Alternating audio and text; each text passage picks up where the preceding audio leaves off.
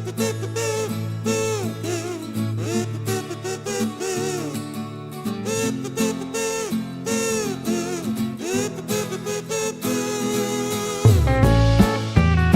Students, कैसे हैं आप? स्वागत है आपकी क्लास में। हम लेकर के आए हैं अध्याय नंबर 6 और ये रहेगा नेताजी सुभाष चंद्र बोस जीवन परिचय। ये हमारे जो सुभाष चंद्र बोस रहे हैं, ये नेताजी रहे हैं और इन्होंने भारत को स्वतंत्र कराने में, आज़ादी में बहुत बड़ी भूमिका निभाई और पूरे देश में ही नहीं अपितु पूरे विश्व में इनका नाम गया और इन्होंने पूरे विश्व में जा कर के अपने देश के लिए संघर्ष किया और जाकर के सेनाई बनाई। आज इनके बारे में हम पढ़ेंगे और जानेंगे। नेताजी सुभाष चंद्र बोस जीवन परिचय है ये, ठीक है। अंग्रेजों से भारत को आज़ाद कराने में कई महान व्यक्तियों ने अपना योगदान दिया। उनमें एक महान नेता थे सुभाष चंद्र बोस। वे विद्रोह के रास्ते अंग्रेजों को हराना चाहते थे। अंग्रेजी सरकार ने उन्हें भी बंदी बनाया, इसलिए वे भारत छोड़कर यूरोप और बाद में सिंगापुर चले गए। उन्होंने सिंगापुर में आज़ाद हिंद फौज की स्थापना की। वे जीवन भर विदेश में रहकर स्वतंत्र भारत के लिए लड़ते रहे। भारत का नारा जय हिंद हिंदी इन्हीं का दिया हुआ है। तो जय हिंद का जो नारा दिया था वो दिया था सुभाष चंद्र बोस जी ने दिया था, ठीक है। शुरुआत करते हैं इनके जीवन परिचय में और ये शुरुआत कहाँ से होती है, उनके जन्म से शुरुआत की जाएगी। प्यारे बच्चों, सुभाष चंद्र बोस का जन्म उड़ीसा के कटक नामक नगर में 23 जनवरी 1897 ईस्वी को हुआ था। बचपन से ही वे अत्यंत तीव्र बुद्धि वाले थे। इनके पिता जानकीनाथ बोस कटक के प्रसिद्ध वकील थे। सुभाष जी ने कोलकाता से बीए की परीक्षा प्रथम श्रेणी में उत्तीर्ण की। सुभाष के पिताजी चाहते थे कि उनका पुत्र ICS बनकर सरकारी नौकरी में उच्च पद प्राप्त करे, परंतु सुभाष चंद्र बोस देश की सेवा करना चाहते थे। वे ब्रिटिश सरकार की नौकरी करना, उसे सहयोग देना मानते थे। पिता के आदेशानुसार उन्होंने ICS की परीक्षा उत्तीर्ण तो कर ली, किंतु उसमें भाग उन्होंने नहीं लिया। तो पिताजी क्या चाहते थे, उन्हें एक अधिकारी बनाना चाहते थे, लेकिन वो देश की सेवा करना चाहते, अधिकारी बनना नहीं चाहते थे, ठीक है। उत्तीर्ण कर ली थी, ठीक है। इसी के साथ में आगे बढ़ते हैं।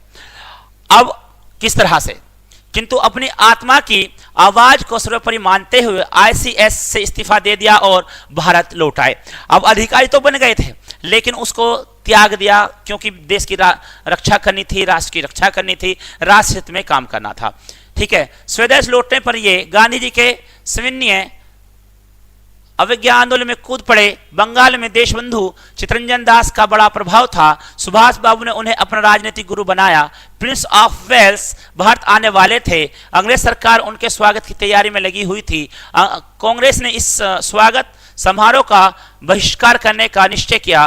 बंगाल में देशबंधु और सुभाष चंद्र बोस के प्रयासों से यह बहिष्कार बहुत ही सफल रहा। इससे अंग्रेज सरकार कांप उठी। सुभाष को गिरफ्तार करके जेल में डाल दिया गया। 6 महीने बाद जेल से छूटने पर इन्होंने अपनी गतिविधियां और तेज कर दी।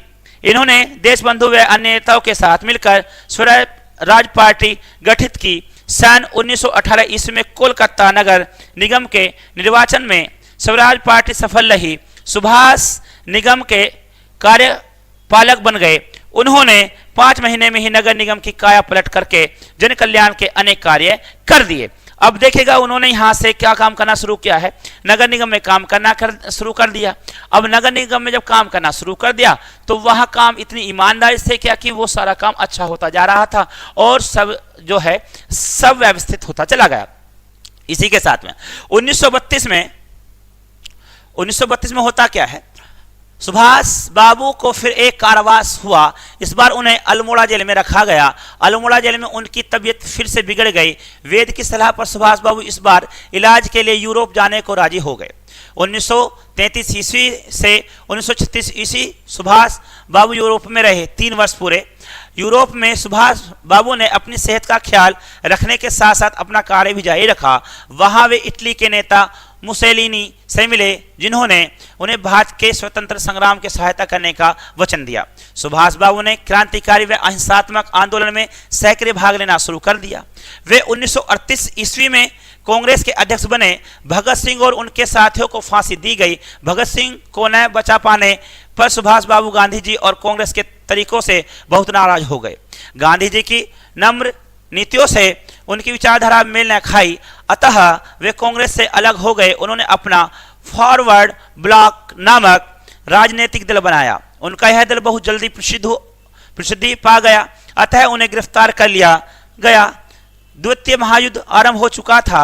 सुभाष बाबू अंग्रेजों के चुंगल से भारत को स्वतंत्र कराने का यह उचित अवसर मानते थे। उन्होंने अपनी मुक्ति के लिए आमरण अनशन करना शुरू कर दिया। हार कर ब्रिटिश सरकार को झुकना पड़ा। अब उन्हें घर पर ही नजरबंद कर दिया गया, परंतु यह वीर कहां रुकने वाला था। जनवरी 1941 ईस्वी में वे अंग्रेजों की आंखों में धूल झोंक कर भारत से बाहर निकल गए। अब देखेगा वो जुड़ गए हैं और इस तरह से काम करना शुरू किया। उन्होंने यहाँ पर देखा कांग्रेस भी उनका साथ सही से नहीं दे रही है और उन्हें गांधी जी की जो नीतियां हैं उनसे मैच नहीं खाती हैं। वो जो चाहते हैं, जिस तरह चाहते हैं, उनके कहीं ना कहीं विचारों में टकराव था, यानी कि मतभेद अलग अलग हुआ करते थे। ठीक है, इसलिए उन्होंने उस काम को खुद से करना शुरू किया और उन्होंने अपने आप को अलग कर लिया। ठीक है, और वहां से वो नजरबंद होकर के सुभाष चंद्र बोस अपना हुलिया बदल करके वहां से गायब हो गए और विदेश फिर से पहुंच गए। नजरबंदी से निकलने के लिए सुभाष बाबू ने एक योजना बनाई। 16 जनवरी 1941 ईस्वी को वे पुलिस को चकमा देने के लिए एक पठान मोहम्मद जियाउद्दीन का वेश धारक अपने घर से भाग निकले। कोलकाता से फ्रिटियर मेल पकड़कर वे पेशावर पहुंचे। पेशावर आपका पाकिस्तान में है। वहां से भगतराम तलवार के साथ सुभाष बाबू पेशावर से अफगानिस्तान की राजधानी चले गए, है ना। अब देख रहे हैं ये सफर कितना लंबा तय करने वाले हैं। चोरी चोरी राजधानी काबुल चले जाते हैं। ठीक है, अब ये काबुल पहुंच गए हैं, काबुल की ओर निकल पड़े। इस सफर में भगतराम तलवार रहमत खान नाम के पठान बने थे और सुभाष बाबू उनके गूंगे बहरे चाचा बने थे। पहाड़ियों में पैदल चलते हुए उन्होंने यह सफर पूरा किया। काबुल में उन्होंने पहले रूसी दूतावास में प्रवेश पाना चाहा। इसमें नाकामयाब रहने पर उन्होंने जर्मन और इटालियन दूतावासों में प्रवेश पाने की कोशिश की। इटालियन दूतावासों में उनकी कोशिश सफल रही। जर्मन और इटालियन दूतावासों ने उनकी सहायता की। आखिर में आलोर्दो मास्तुसुला नामक इटालियन व्यक्ति बनकर सुभाष बाबू काबुल से रेल से निकले और रूस की राजधानी मॉस्को होते हुए जर्मनी की राजधानी बर्लिन पहुंचे। बर्लिन में सुभाष बाबू जर्मनी के नेताओं से मिले। उन्होंने जर्मनी में भारतीय स्वतंत्रता संगठन और आज़ाद हिंद रेडियो की स्थापना की। इस दौरान सुभाष बाबू नेताजी के नाम से प्रसिद्ध हो गए। अब देखेगा एक ऐसा नवयुवक जो अभी पूरे देश में काम करने लगा था देश की आज़ादी के लिए, और यहाँ से होता हुआ वेश बदल के पाकिस्तान जाता है, पाकिस्तान से अफगानिस्तान जाता है, अफगानिस्तान होता हुआ वह जर्मनी तक पहुंचता है और उसके बाद में सभी देशों में इसको लिए फिरते हैं। ठीक है, तो उन्हें किस नाम से जाना गया? नेताजी उन्हें कहा जाने लगा था। ठीक है, 29 मई 1942 ईस्वी के दिन सुभाष जी जर्मनी के सर्वोच्च नेता एडोल्फ हिटलर से मिले, लेकिन हिटलर को भारत के विषय में विशेष रुचि नहीं थी। उन्होंने सुभाष बाबू को सहायता का कोई स्पष्ट जवाब या वचन नहीं दिया। इसी बीच उन्होंने सिंगापुर आने का निमंत्रण मिला। वे युद्ध के खतरे की परवाह न करते हुए सिंगापुर पहुंच गए। अब देखेगा वो जाकर के हिटलर से भी मिले, लेकिन हिटलर जो है भारत के बारे में ज्यादा नहीं जानता था, और जब जानता नहीं था तो उसकी रुचि भी नहीं थी। ठीक है, अब वो इस बात को थोड़ा सा लेकर के आहत भी हुए और वे वहां से सिंगापुर के लिए रवाना हो जाते हैं।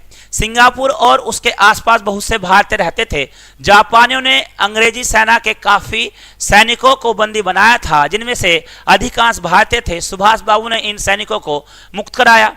यहीं पर सन 1943 ईस्वी में उन्होंने आजाद हिंद फौज का गठन किया और अपनी सेना को दिल्ली चलो का नारा दिया। आजाद हिंद फौज में भर्ती होने के लिए हजारों युवक युवतियों की भीड़ लगी थी। नेताजी ने भाषण में कहा, स्वतंत्रता बलिदान के बिना संभव नहीं है। तुम मुझे खून दो, मैं तुम्हें आजादी दूंगा। तो ये जो नारा रहा है कि तुम मुझे खून दो, मैं तुम्हें आजादी दूंगा, ये किसका नारा रहा था? सुभाष चंद्र बोस जी का रहा था। सभा में बैठे हजारों नवयुवक और नवयुवतियां बोल उठे, हम अपना खून देंगे। सुभाष बाबू ने एक प्रतिज्ञा पत्र आगे बढ़ाते हुए कहा, इस प्रतिज्ञा पत्र पर साधारण शाही से हस्ताक्षर नहीं करने हैं, वही आगे बढ़े जिसकी नसों में सच्चा खून बहता हो। भीड़ में आगे 17 लड़कियां थी। उन्होंने छुरी से अपनी उंगली पर घाव किया और बहते लहू से प्रतिज्ञा पत्र पर हस्ताक्षर कर दिए। सिंगापुर में नेताजी के जन्मदिन की तैयारी हो रही थी। उस दिन वहां के भारतीयों ने नेताजी का तुलादान करने का निश्चय किया। तुलादान के आरंभ होते ही स्त्रियों ने अपने कानों के कुंडल, हाथों से चूड़ियां और अंगूठे उतार उतार कर तराजू के पल्ले पर चढ़ाना शुरू कर दिया। ये तुलादान क्या होता है प्यारे बच्चों?